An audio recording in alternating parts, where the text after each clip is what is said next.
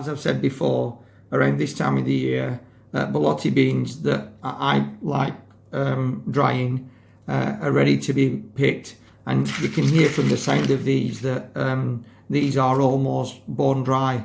There's plenty more to be picked, but they don't dry all at the same time. They dry in sequence, and it's just about keeping an eye out and picking them as you go along.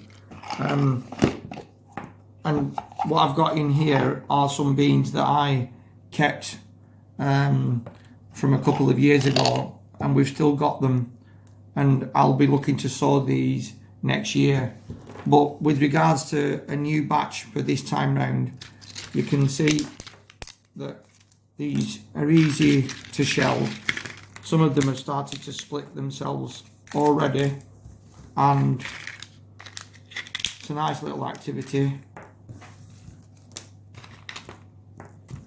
As I say, if when you're picking them you find there's one or two that aren't quite dry, such as this one that I've just realised, you can leave them on the windowsill for a few days longer, possibly a week if it needs, but they'll soon crisp up, and when they do, just pod them and you can put them in a jar.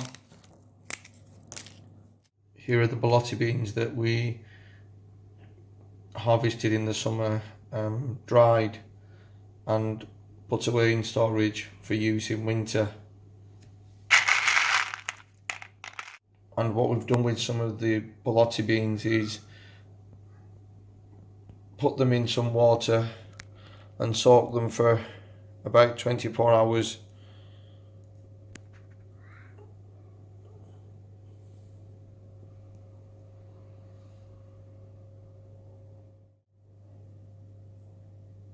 And we'll be looking to use this as you would use fresh beans.